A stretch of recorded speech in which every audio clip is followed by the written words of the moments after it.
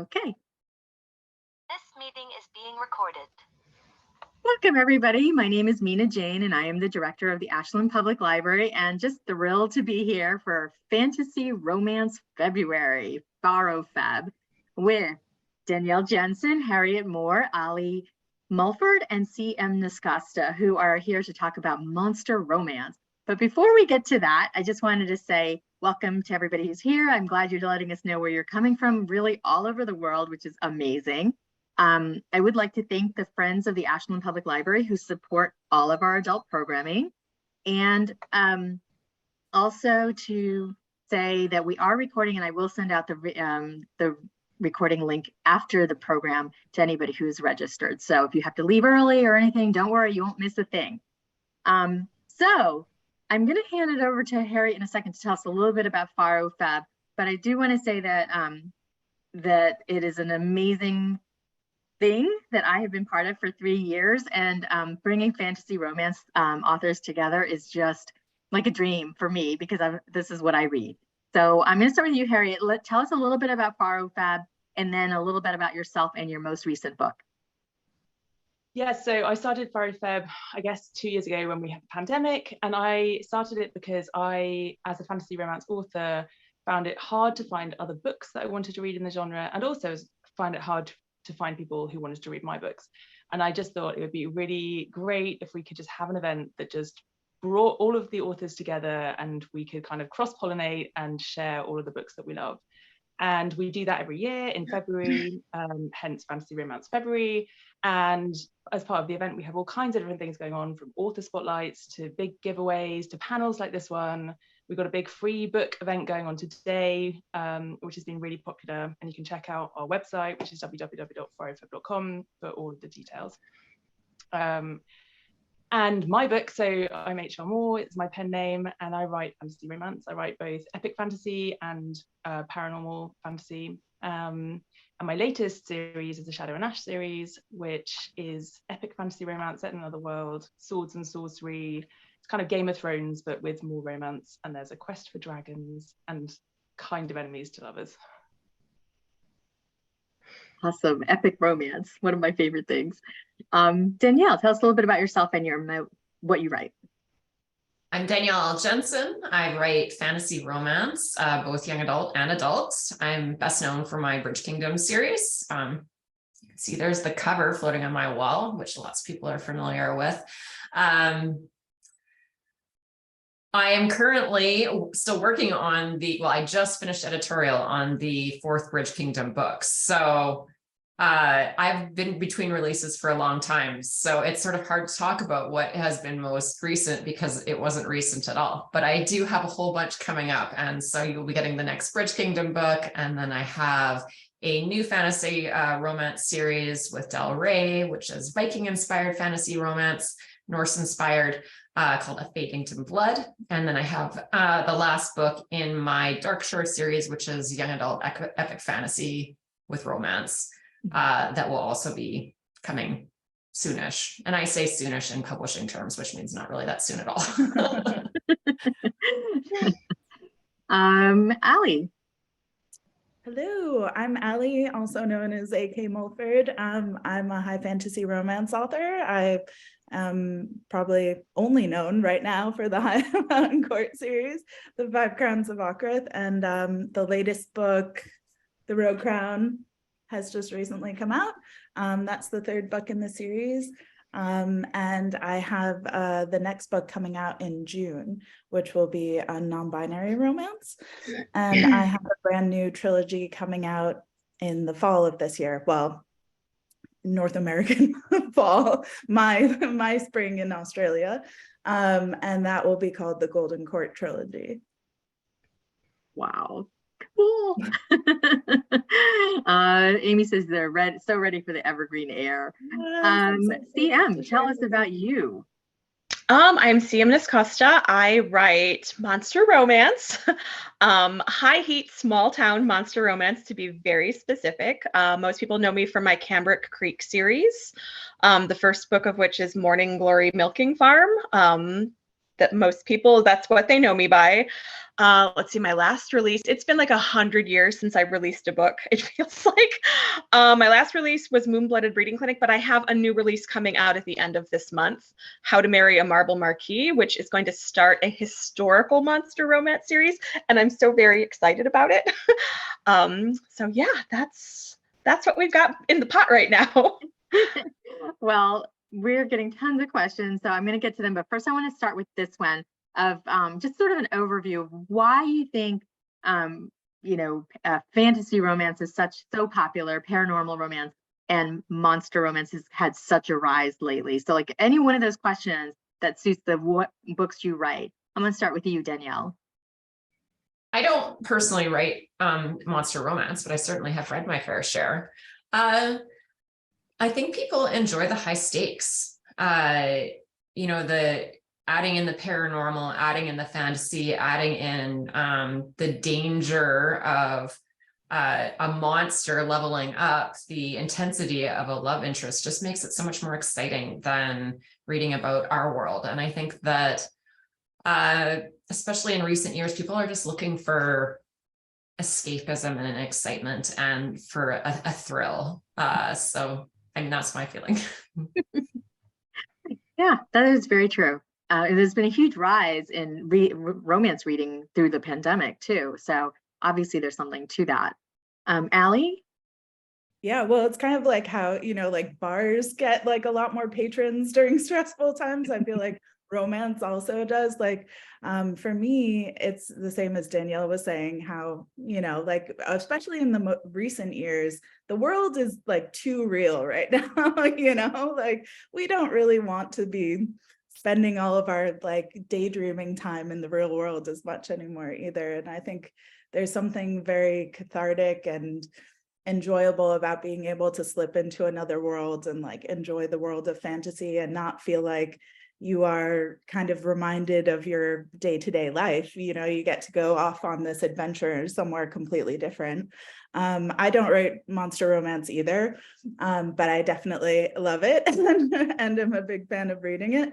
But I do think that there's something about the fantasy of it and just about having love interests who aren't human in general or have magical powers or even are just like incredibly superhuman in their fighting ability or in their stature in this fantasy world that is just kind of like fun to play with, and you get to see yourself in the character and falling in love with this love interest, and it's just like I think a heightened reality that's more enjoyable than being reminded of like having to get a taxi and being stuck at the airport and all those things.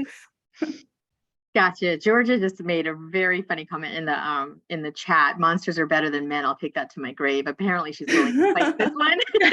Maybe that's how we can get past the fact that the heroes are just so unlike real world men, is by making them supernatural. That's right. Super something. So yeah, what is your response to why are monster romances so popular? So yes, ditto to everything Danielle and Allie said. I'm going to build on why we're seeing a rise in the actual books themselves. It's because we were all stuck home for 1.5 to 2 years, and people got very comfortable with themselves. Reading romance, like, oh, I read romance books. But when you sit at home and you're staring at your cat for 2 years, there's no one there to judge you. So I think everyone got just real comfortable with themselves, with their desires. Everyone stepped out of the box a little bit and was trying new things. And I mean, for as terrible, obviously, I don't want to minimize anything about the pandemic, but I know myself and I know a lot of my friends and I know a lot of my readers, you come out of that just with very different standards for yourself and the way, you're going to let other people treat you and your expectations for your life. And people have just gotten a lot more comfortable being monster lovers on Main, for lack of a better term. People are just a lot more willing to say, this is what I like, and I want to buy these books and I want to read these books. Mm-hmm. Harriet. Yeah, I mean, I think generally for fantasy romance, I think a lot of people have grown up reading epic fantasy. whether that's Lord of the Rings or, you know, whatever else. I'm reading The Lion, the Witch, and the Wardrobe to my kids at the moment. You know, there's a lot of kind of fantasy books that go along with just kind of as part of our culture. And I think a lot of women especially kind of look at those fantasy books and just wish there was more romance, because, you know, for me, it's like, well, actually, when I see my friends and I catch up with people, yes, I want to hear what's going on in their lives. And I also want to hear if we have any mutual friends who happen to be like dating now, who weren't dating previously. You know, that's the stuff I really want to hear about. And I think it's the same, you know, I love reading fantasy, I love the escapism, but I also want relationships within that. And on the, you know, the monster piece in particular, I don't write monster romance, but I guess it depends what we're calling a monster, because, you know, vampires are monsters, so therefore Twilight could be considered to be a monster romance. A lot of people write fae books. I have fae in my most recent series. They're technically monsters, you know, so I think anything that's kind of non-human is really a monster. And I feel like we're just kind of evolving in terms of these characters and what they look like, and it's just kind of snowballing from there. Yeah, and I think when I was coming up with the title for this panel, I was thinking not monster in the traditional sense, but monstrous. What would we consider monstrous? And according to Georgia, it's men. So, I mean, it can really be anything, right? I'm going to go to this question from Sam, which I also have, and I think I might have mentioned it on Twitter, that how do you make monsters or monstrous characters relatable? How do you make them desirable? You know, how do you make them, you know, a sexual being when you don't consider an orc to be a sexual being, kind of thing, or a vampire, or you know, any of those, or an alien, I'll say. How about I'm gonna start with you, Allie. Yeah, well, I mean, I think that it all comes back to like the very, you know, like human nature of us. Like if somebody is, you know, we all want to be seen, we all want to be loved, we all want to be accepted, we all want like these very like kind of to be desired, you know, these very like basic kind of human instincts. Actually, I used to be a primatologist, so they're like primatological instincts, really, like they're beyond human scope. But if you go back to that when you're building a personality, it really doesn't matter what that character looks like, you know, like I write fae characters and wolf shifter characters and mermaids and all sorts of different characters, but they all want the same kind of like basic thing of to be desirable, to be pursued, you know, to fall in love, to be seen by another person. And I think that that relatability kind of transcends any sort of physical attributes. And in fact, I think a lot of times having these magical characteristics kind of heightens some of those things, you know, like for wolf shifters, for example, you know, you can have that very kind of primal, predatory, pursuing sort of thing happening. And it's almost like an instant shorthand into the character, even more so than you would have to do with a human character. So I think that as long as you have like that kind of relatable core of who that person is, then building on top of it just makes it more fun and more playful and more, you know, sexy sometimes. I want to just touch on the fact that you said that you were a primatologist. Yes. Also, you used to sell sex toys. Yep, I've done a lot of things in my life. Used to work in an adult toy store, used to be a wildlife biologist, specifically primatology. Still have some of my monkey statues up there. But yeah, and now I talk to you a little bit more offline. Not enough monkeys in my books though. So CM, as our monster expert, tell us why, what is the appeal here? How can you make them desirable? So I think that's kind of that's almost two questions. You know, what's the appeal? I think Allie touched on it a little bit. You know, it's about acceptance without being constrained by everything in our world. You know, acceptance beyond appearances is one of the biggest draws to monster romance in general. And then beyond that, it's acceptance of a lot more beyond just appearances. You know, it's a safe way to explore kink. It's a safe way to explore taboo desires. And And how do you make those monsters desirable?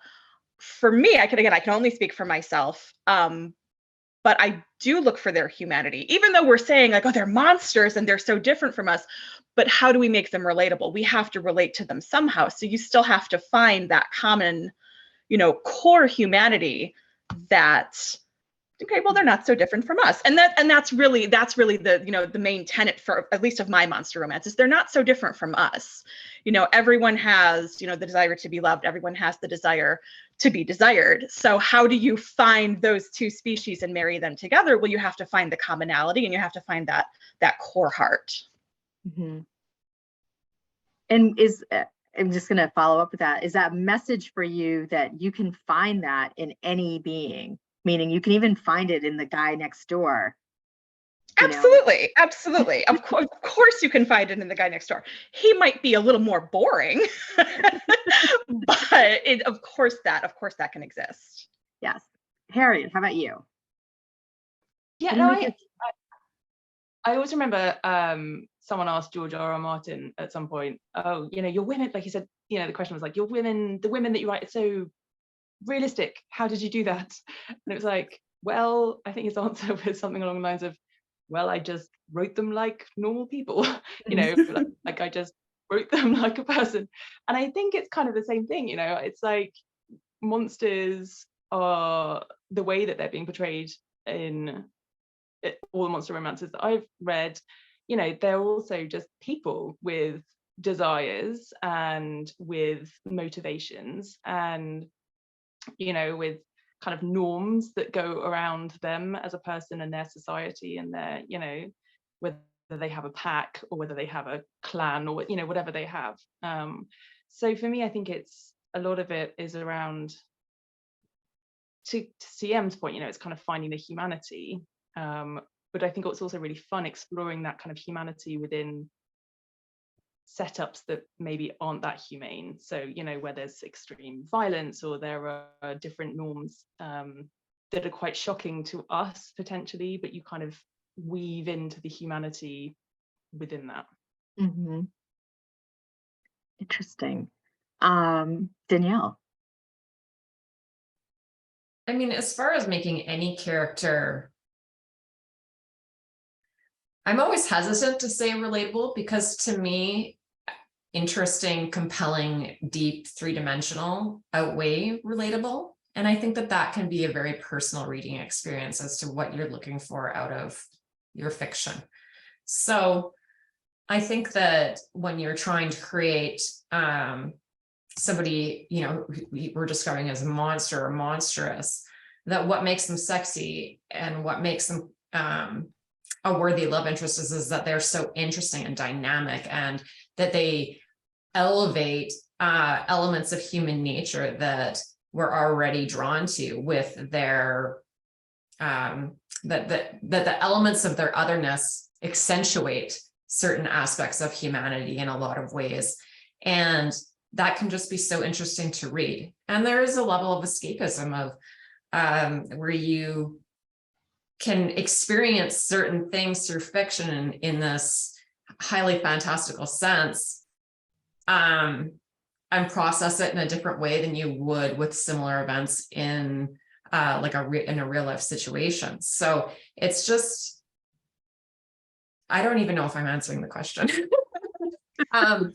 It's just, to me, that they're monsters and monster romances is that they're human.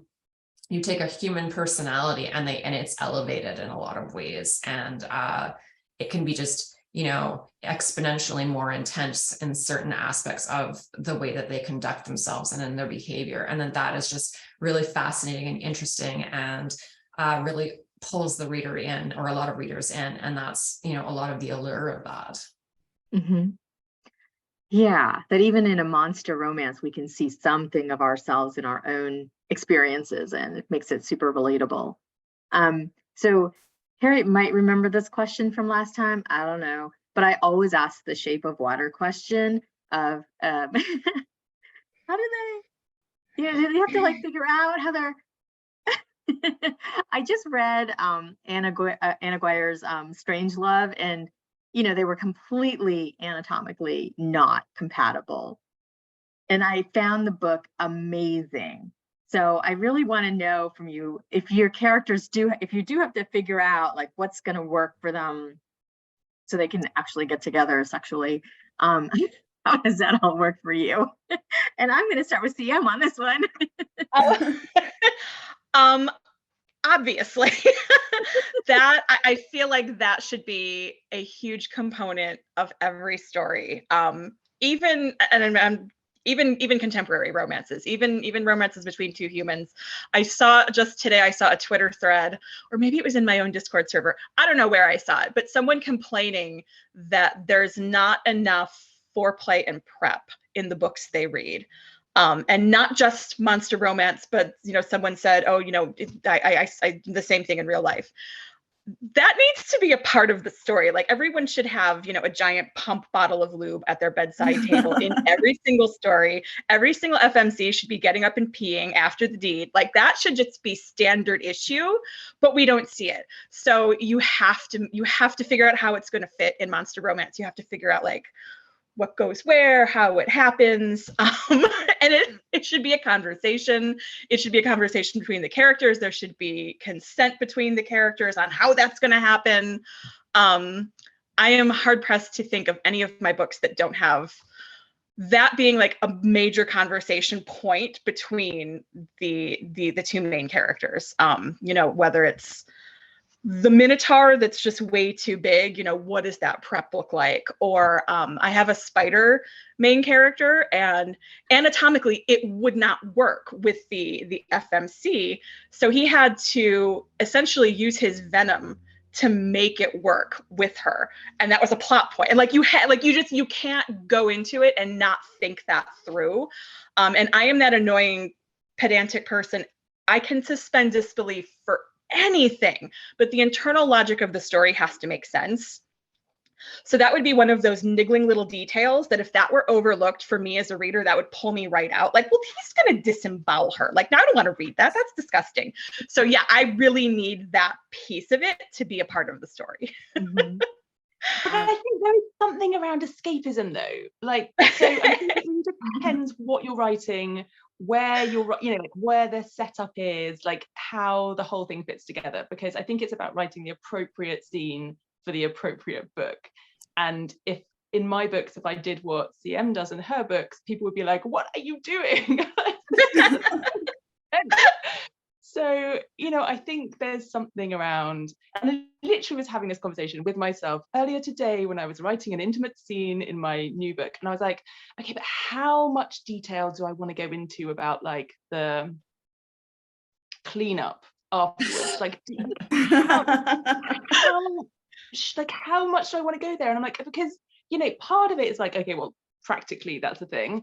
But equally, like part of me is like, okay, well, but you don't always want to read that. You don't always want to, like, because sometimes it can like break up the moment, or it can, and so I think it really is about writing the appropriate scene for the appropriate character.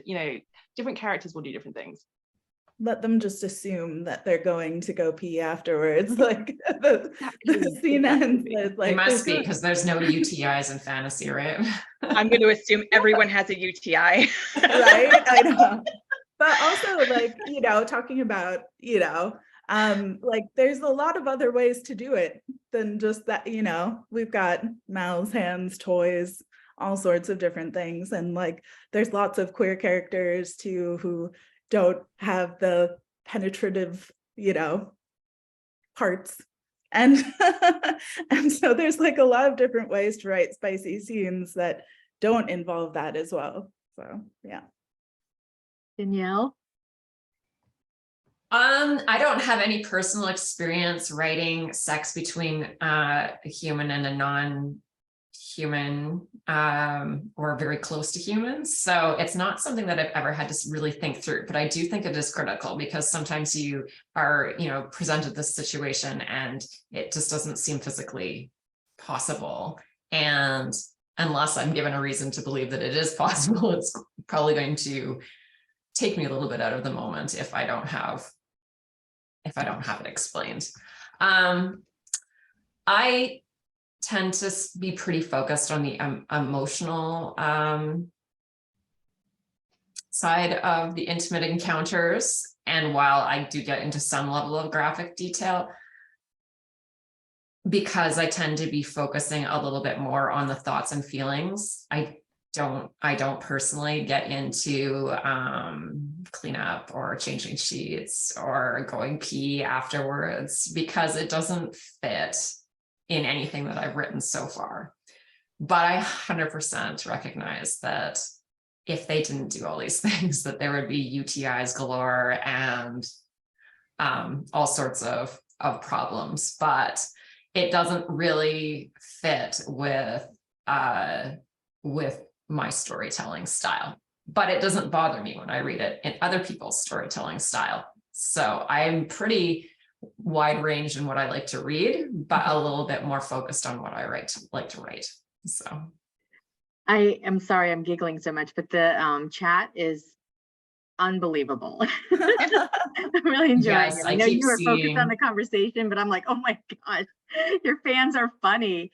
What I was going to say about this thing is that as I've read monster romances or romances with people with different anatomies, is that it's the conversations that they have to get to a place where they are comfortable with each other and they have a satisfying experience with each other is so amazing.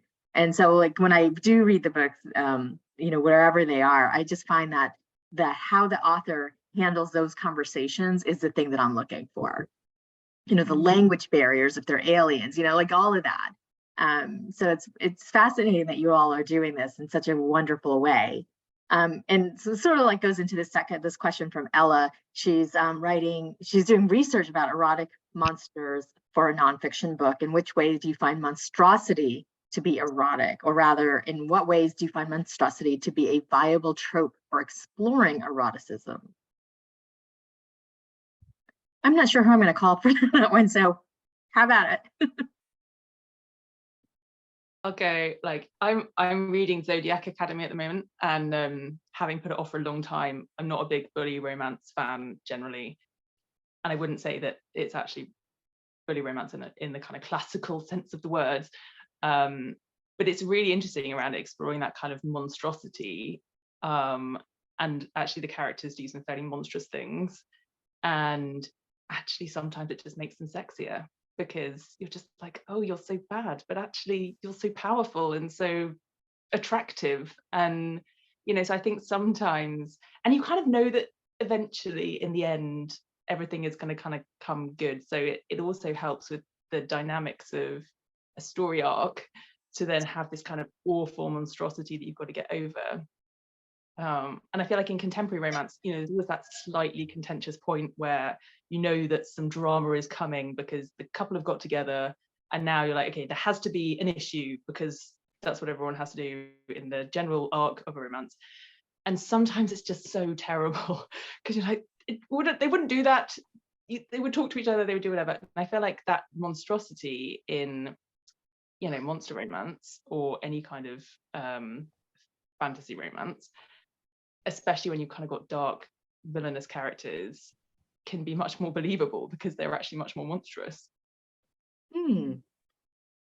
That's really interesting. Allie?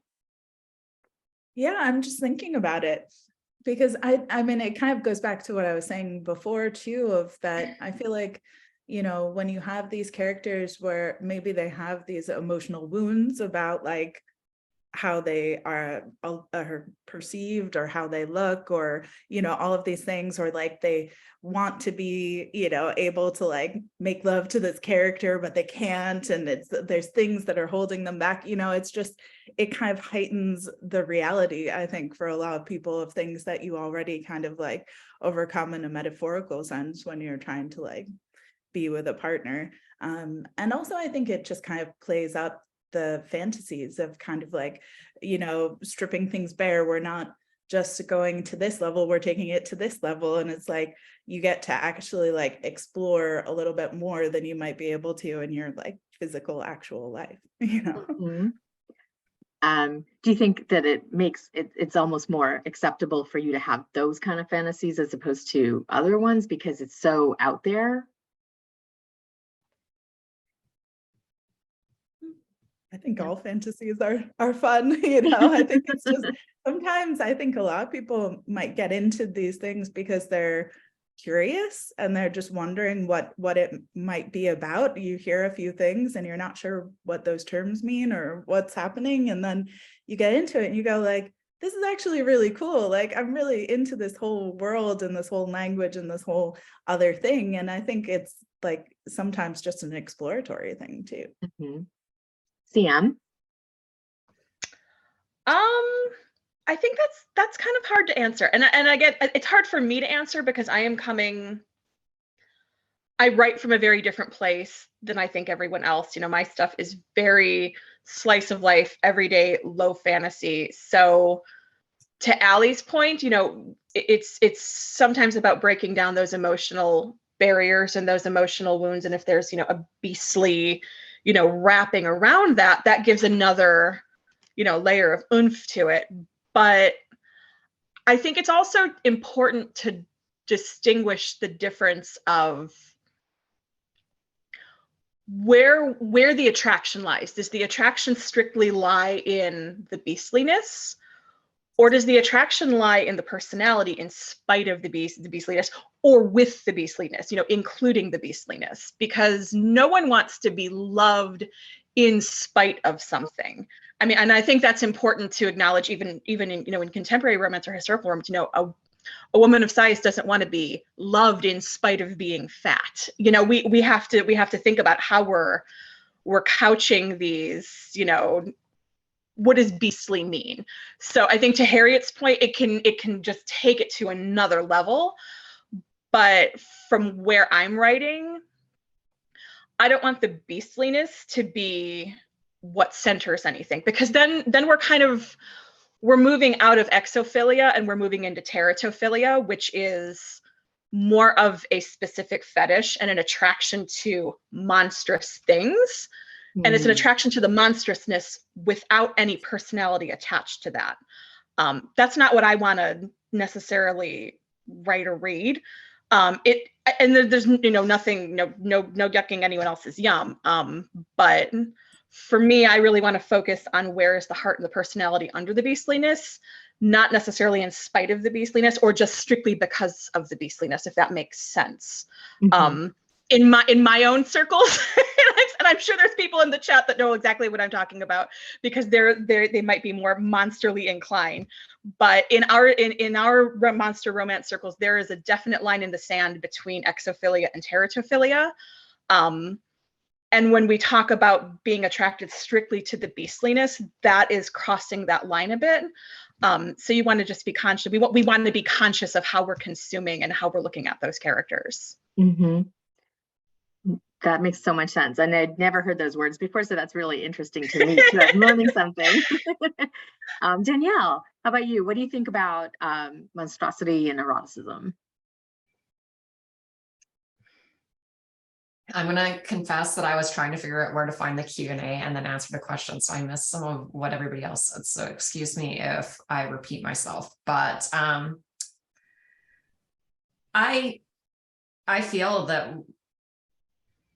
what makes them monstrous is not per se that the physicality of the monster is not really what is compelling to me as a reader. It is the man behind the beast, I guess. And I find it more interesting for myself how in a lot of ways you don't really see what we would perceive as an external monster when the personality and the character themselves are so compelling, so interesting, so sexy, so whatever it is about them that draws you in. So for me, I almost find it interesting that you don't see the monstrosity when what is inside has got you in such a thrall.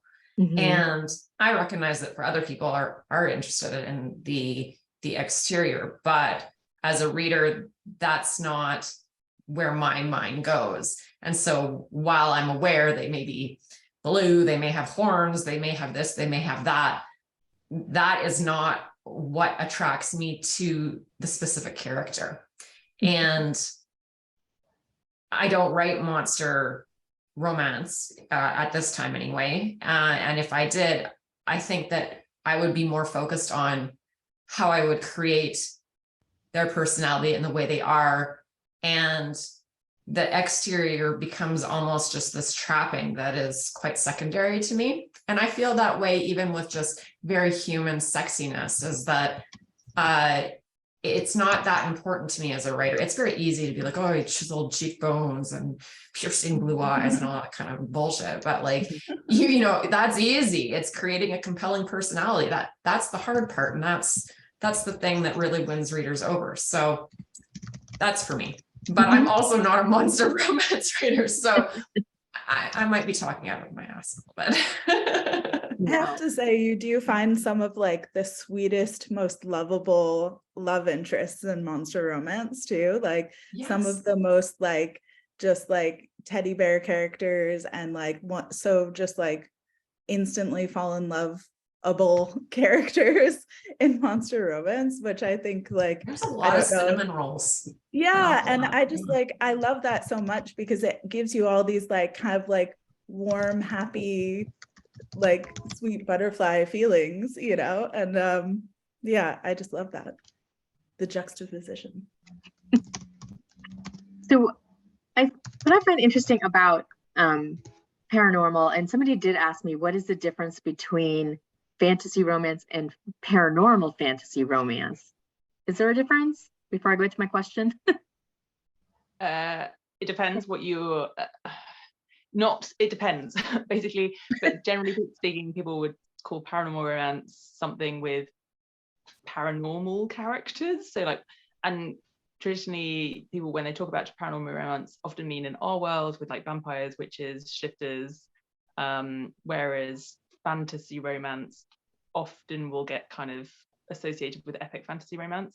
In reality, the word fantasy and the words fantasy and romance mean fantastical things and romance, regardless of what world they're in. And that could include paranormal beings in a secondary world, which would be like epic fantasy paranormal romance. So I don't think anyone really uses the terms consistently. Yeah. I feel like paranormal romance is the romance side of urban fantasy in a lot of ways, but that is also not going to fully encapsulate it all. But then urban fantasy romance is also a thing. So yes. I mean, but I feel like if I was told a book was paranormal romance, that I would assume that it was either our world or very similar type world, and might be a little bit surprised if it was like a historical fantasy style world and it had been described as paranormal romance. I'd be like, I don't think this has been labeled correctly. But it's probably hard to like pigeonhole any, you know, subgenre of romance exactly anyways. But so my question in relation to that is, you know, some of the sort of fantastical aspects of romance, like the billionaire who falls in love with their secretary, or the, you know, or I don't know if it's fantastical, but the small town sheriff, blah, blah, blah. Those kind of have like faded a little bit, whereas paranormal, fantasy, epic, all of that monsters now have really risen. And what do you think about that? What do you think is the reason for that? I don't think that they've faded.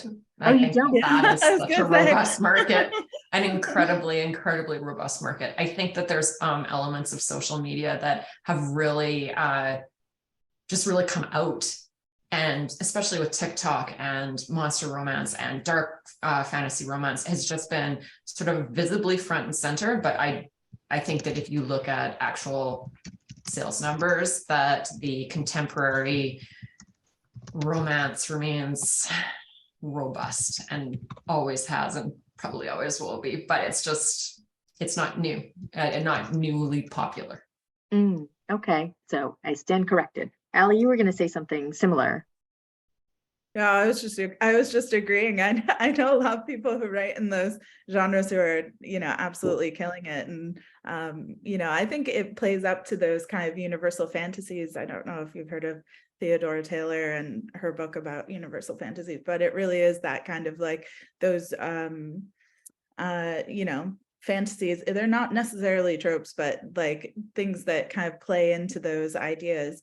I do think with the rise of more visual social media that we are seeing a lot more kind of fantastical things front and center, because you have like fantasy core and like, you know, these sweeping beautiful videos of cosplayers and dresses and shields of armor, and like, you know, it's such an intriguing visual medium. And so on social media it plays to that really well, especially like, you know, video based and photography based social media. So I think that might also be one of the reasons why. Also, we're seeing a lot more art and like character art and fan art and scene art and things like that. So even when it's characters that can't necessarily be like photographed, you see like just this abundance of beautiful art about these kind of monster characters and different things. And so I feel like it just plays really well on social media. Mm-hmm. Any other thoughts about that? Because I do want to get to this question that was emailed to me from Elizabeth. I have one more Go ahead. thought, which is that also there's a traditionally publishing versus indie publishing divide. And I think the traditional publishing world was slow to embrace romance. Romance is the biggest selling genre, and there's still this sort of slight awkwardness around romance within traditional publishing. And I feel like since the rise of self-publishing has happened and then TikTok took off, people are like, oh wow, there are these other books that exist that also have fantasy and romance and monsters and romance. And so it feels new and it feels exciting and it feels different to everything that TradPub is putting out. Mm-hmm. Sam, did you want to add anything? Only that I absolutely, I think Harriet really kind of hit it there. The big divide between TradPub and indie, because to Danielle's point, you know, a lot of those little cliches that we think of when we think of like an old Harlequin romance, they're thriving with a lot of authors, and they're thriving in monster romance. Like my brand is like Hallmark movies, high steam Hallmark movies. So it's absolutely like, you know, the Town Baker, very low stakes. So yeah, I definitely think we see that big divide between what readers actually want, and indie fills that hole if trad isn't providing it. Mm-hmm. I think that the hardest part about being a librarian is it's so hard to get indie books into the library, even digitally, because of budgets and, you know, access and things like that. It makes me crazy. It's something that I'm gonna do some work on. So I did get this email from Elizabeth a few days ago saying, if you were the main character of a monster romance, what kind of monster would you want to be your love interest and why? And I'm just going to add on to that, because you don't all write monster romances. So what would your paranormal romance be? Who would it be? What kind of character? I'm going to be so cliche and I'm going to say vampire. I've always loved vampires. I've been trash for vampires since I was a teenager. And I don't know, just to appease 16-year-old Danielle, I would have to go with vampire. Not like, they'd have to be a dark vampire though, not sparkly. Okay, dark vampire. Gotcha. Allie, I think you wanted to answer this question, as I recall. When you ask, you know, it's like word association. When you asked this question before, my instant thought was like something with tentacles, like a succubus or something like that. Like that would be really fun. Okay. CM. Someone mean. I like the mean characters. I like the low down, conniving, you know, malicious planning, dirty mouth. Doesn't make a difference what species. It just, they need to be kind of a jerk. And you would bring them around to being a nice guy, or you would just accept them as they are? No. I want to make them bigger jerks. I want to embrace the jerkiness. Yeah, like I don't want to change him. I can make him worse. That kind of, yeah. And you can be like worse together. I love it. Right. How about you, Harriet? What monster love interest would you have? Hard question. I feel like it would have to be like someone powerful and intelligent and like with knowledge, like they something about their monsterness needs to kind of give them an edge that is more than just physical. So it would have to be like, there would have to be a reason. Harriet's going for a fairy mob boss. Yeah. Yes, there we go. Done. Would you have to Fantasy change him, or would you mafia. just accept him the way he is? No, he has to be like that's the thing about them, isn't it? You know, they have to be who they are, I think. But there needs to be a bit of development along the way.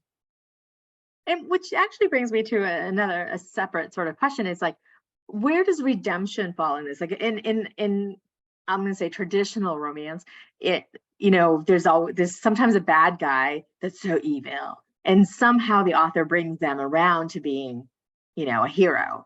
Is this something that happens in monster or paranormal romance? Is there supposed to be redemption? I'm gonna start with CM on this one. I mean, I think every bad guy should have something relatable, and I'm saying bad guy, like that character that you're taught is the bad. He's the brooding one with the dark hair. That guy. Obviously, he needs to be relatable somehow. He should have some kind of sympathetic thread through him. I personally don't need redemption. I am happy to let the jerk be a jerk. But I mean, can it happen? Does it happen? Of course it happens. Of course, there's books out there where you get that really good grovel from the guy who's just a douchebag from beginning to end, but he comes in on his knees, in the 11th hour, and then all's forgiven. And that's fine. That in certain books and certain stories that works. I am okay to let the jerk be a jerk. So I don't think you necessarily have to have a redemption arc. But they should be sympathetic. They shouldn't just be evil. They shouldn't be unrepentantly evil. They should have something that makes them, identifiable, something that makes them sympathetic to a degree, some sort of heart. It might be a shriveled little black heart, but they should have some sort of heart. So the jerkiness doesn't come from them being a monster. Their jerkiness just comes from their jerks. Oh yeah, absolutely. Absolutely. Harry, do you have any thoughts on this? Harry, you just say me? Yeah. Right. Yeah, I like it when their motivations are separate to start off with, and then so you hate them because you're just being a jerk, and then you kind of understand their motivations, and then so I think either you understand their motivations and you kind of see why they're behaving that way, which is sort of a redemption arc, or which I kind of like maybe more is when for whatever reason somewhere along the line their motivations align. So whereas they were in conflict previously, something kind of puts them on the same team, and that's why I love forced proximity, that sort of those tropes where it's I actually really hate you, but I think you're horrific, you've done all this terrible stuff, but now we're sort of on the same journey together, and now we're sort of following this path together, which isn't necessarily redemption, but kind of is an aligned motivation sort of thing. Oh, interesting. Danielle? All characters, if they're an important character, need character development in some capacity. So I don't think it's necessarily has to be redemption, but they have to grow in some way. And I think that certainly a redemption arc is one of the possibilities, but I don't think you have to redeem a character, but I do think that you need to see them reacting to what's happening into the story and to what they're seeing, what they're experiencing, their interactions with other characters, and they have to grow in some way. And without that growth, it won't be satisfying. So how you want to do the growth is up to you, and it depends on how you're using that character, but they have to go somewhere. So emotionally, their personality has to develop in some way, and to make them a well-rounded character. So, but I don't think it has to be a redemption. which I just want to follow up with something Ella says about, does that allow them to have a happily ever after if they show growth? Are they allowed a happily ever after because they've shown growth? Or, I mean, romance, you know, there has to be an HEA, right? That's the one rule. But do they have to deserve it because they've shown some growth? I like to make them work for it. I like to make them have to, you know, prove that they're worthy of the other person, at least, if not a happily ever after. But I do also like writing characters that do bad things for good reasons, you know, like, and I like understanding why a character would make bad choices and what in their past has kind of made them be the way that they are, like, and that might just be the liking playing with the psychology of it. But I think that when, you know, like any character can be a hero or villain depending on how you write them, you know, and who the antagonist is. So yeah, for me, I kind of like to have both love interests kind of have to grow to a point of being worthy of the other one, at least. Yeah. Mary Lynn asks, I'm going to start with CM on this one. What do you think are the unexplored aspects of monster romance, or what do you think are the new and upcoming trends? Oh, I don't know. Pass. You're next in line. I am terrible. I am terrible at predicting trends. I am terrible at like looking into my crystal ball of the future. Like some of my peers are so good at predicting like what the next thing is going to be. I am not. I am that person who's just going to write like the story that pops into my head, whether anyone wants to read it or not. Like some of my main characters have just been horrid people that I don't think anyone actually likes but me, but I don't care because that's the story I wanted to tell. So I don't know what's next. The untapped landscape of monster romance. Well, I can tell you in on my calendar, we are moving west in my historical series. I've got my very tried and true Regency romance. I have a pirate romance coming out, and then I think the first historical of 2024 is going to be like we're moving into the Old West. So like for me, that's the next frontier. I'm moving backwards into the Old West. I am the worst person to answer this question. I love your answer that, you know, it's what you're writing what you want to write, like what comes to you. It's not about I don't care about readers at all. Like I love my readers. I have the best readers in the world. And I know every single writer on this panel probably will say the same thing. I'm sorry to tell you that you're wrong. I have the best readers in the world. And I want them to fall in love with the world and with the characters every single book. But at the end of the day, I write for number one. So I am the worst person to say, like, what's the next big market trend? I'm like, I have no idea, but whatever it is, I'm probably not going to follow it. Okay, well then that was a great answer, but I'm going to go on. Harriet, what do you think about even in paranormal or epic fantasy? I mean, I'm definitely not qualified to predict trends in monster romance. Predict trends in anything, but I also think it's impossible in a way because the nature of how books are being kind of made popular at the moment is that a lot of people who are getting a huge popularity is happening on TikTok, and it is impossible to predict what is going to go big on TikTok. And the thing I really like about it is the fact that it's kind of random. The thing I hate about it is it's kind of random. And it's, and I think that the nice thing about it though is it shows that books that have been around for a while even, and we see this all the time on our Discord server, people have written books that have been out for a while and then all of a sudden TikTok happens and it just goes utterly viral. And I think the really lovely thing about it is it shows that it's not actually anything to do with the quality of the underlying books. Once you get to a certain kind of quality level, everything is pretty similar. It's more about visibility and, you know, and kind of starting some kind of following that other people then want to jump on.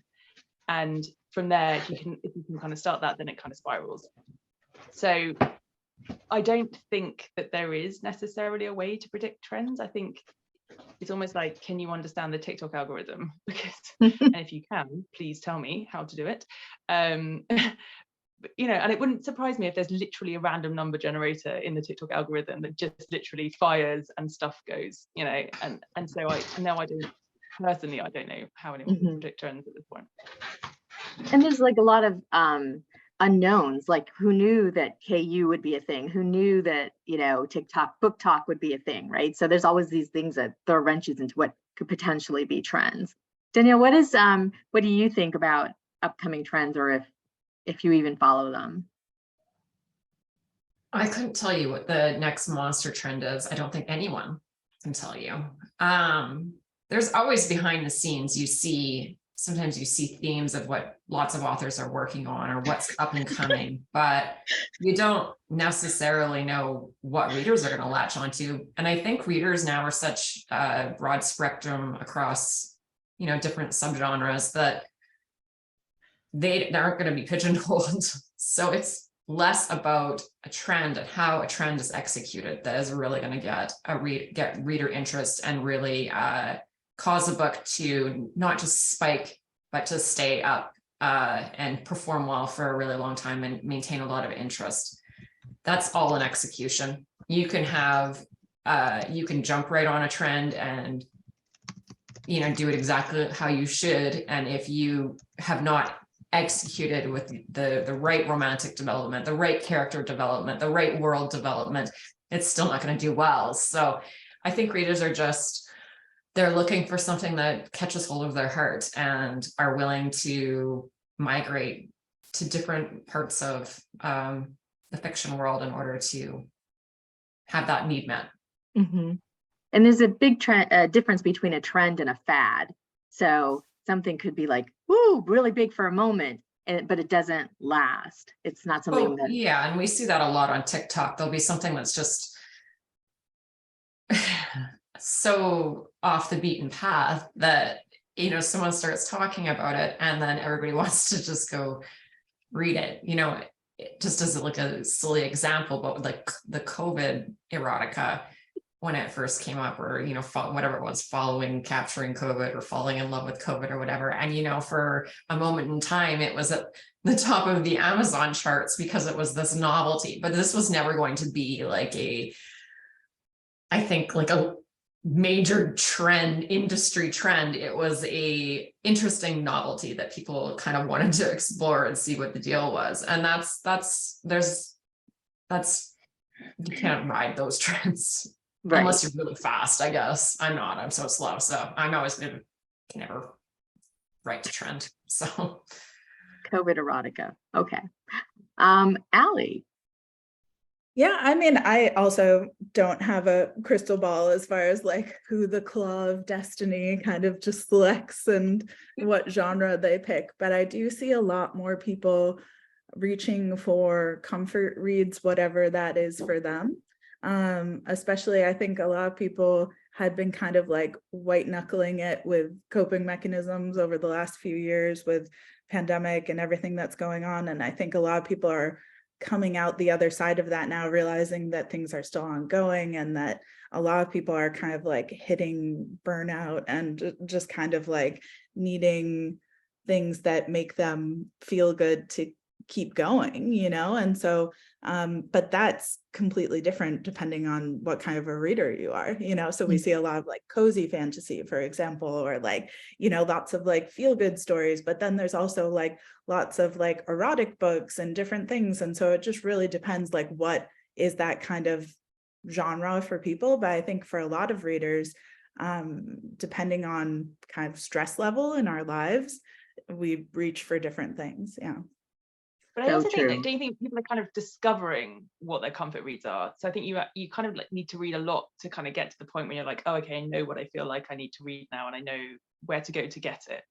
Yeah, and people are willing to try more things now too, like more than ever before. You're able to see like the COVID erotica, and like that you're able to see like so many more things than we used to be able to just walking into a bookstore. And now with social media, we can actually like have the capacity to sample lots of different things. And you see a lot of my readers don't just read fantasy romance, they read lots of different other sorts of books, and they're kind of samplers. And I think we're seeing a lot more where people don't need to target specific readerships necessarily in the way that they used to. There's lots of people who will dabble or use their books as palette cleansers or different things. So there's lots of more experimentation with genres that I'm seeing as well with social media. So I find, if I can just cut in for just a second, I think there was I'm not going to mention it by name, but there was a mainstream publication that talked a little bit about monster romance recently, and it made the comment that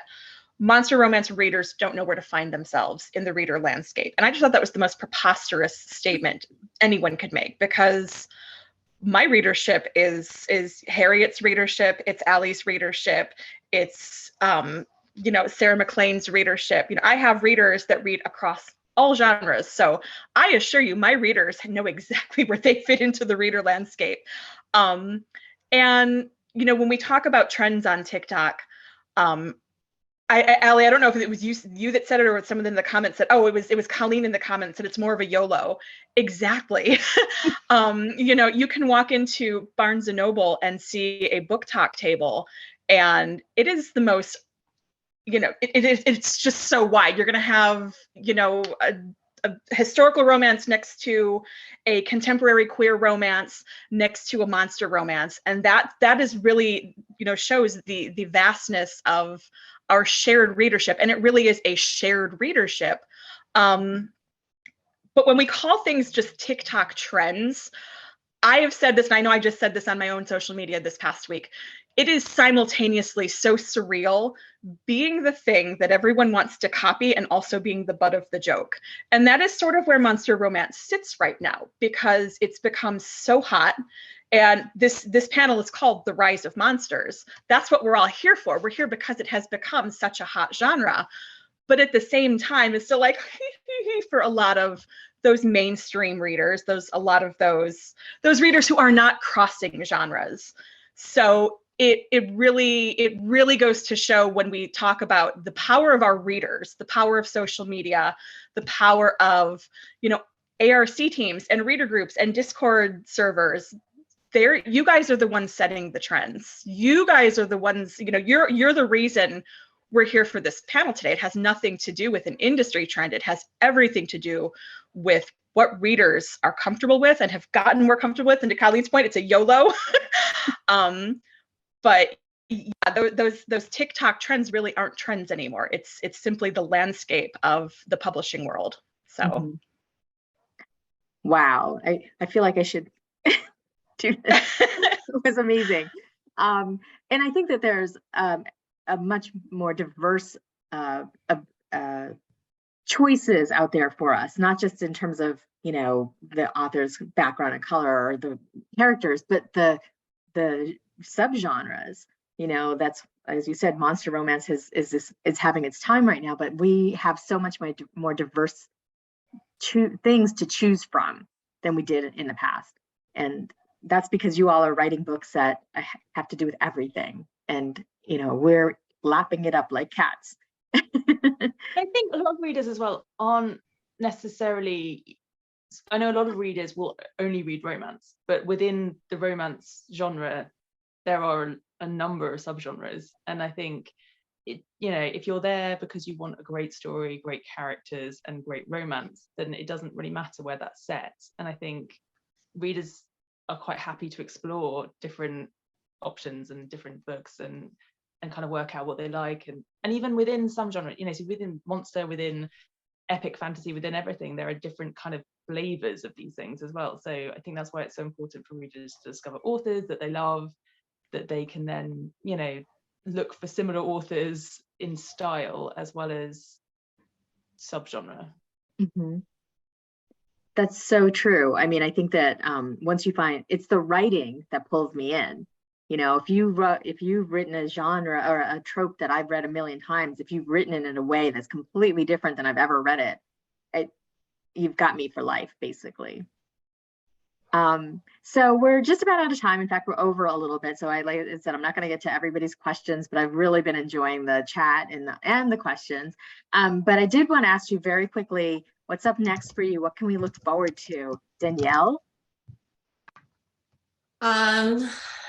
Well, I have 3 books on the horizon.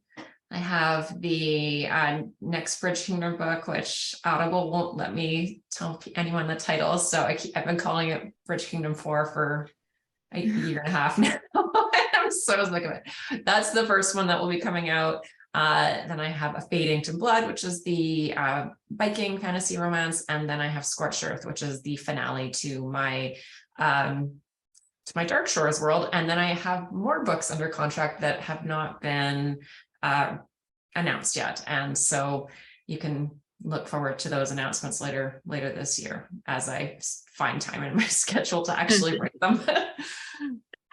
And is your website the best place or newsletter best place to find you? You know, any of them. If your website, newsletter, Instagram are really the best places you're going to hear about anything that's important. Newsletter, of course, is always the secure bet because I cannot control the algorithms on any of the platforms. So you may or may not hear. Newsletter then. Allie, how about you? Yeah, I have the Evergreen Airs coming out in June, the 4th book in the 5 Crowns of Ocrith series. And then I have a brand new first book called A River of Golden Bones, which is coming out sometime at the end of this year, start of a new trilogy. And then I also have a novella coming out I also put out indie novellas on my shop. And so I have a novella coming out in March called The Fathomless, which is a plus-size mermaid meets non-binary pirate romance, which I'm really excited about. And yeah, and so I have those novellas come out every quarter for my Patreon and then go up on my shop as well. So those are the things I have going on. You can find out all of that on my website or signing up to my newsletter. And the best social media to find me is TikTok, where I'm at AK Mulford author on there. CM. We know about the I have How to Marry a Marble Marquis comes out at the end of this month. And then I have only made this announcement on my Patreon, so it might be news to a lot of you listening in tonight. Literally within like 24 hours of putting up the cover reveal for 2 for Tea, we had a whole big snafu with my what's it called, the person who reads your audiobook, that guy. So we are the narrator. So we're going to wind up tabling that project until it lines up with his schedule over the summer. A Blue Ribbon Romance is going to be my next book after How to Marry a Marble Marquis. A Blue Ribbon Romance is probably going to land somewhere in April because I really want to take it to a Polycon, and you all are going to see the cover reveal within the next couple days. So. And is the best place to follow you on your Patreon website? Patrons always get news first. You know, first and fabulous. Beyond that, I mean, I feel like Instagram is probably the next. Instagram or newsletter is the next best place to catch up. Okay, great. Harriet, I'd love to know what's coming up next for you and also what's coming up next for FaRoFeb.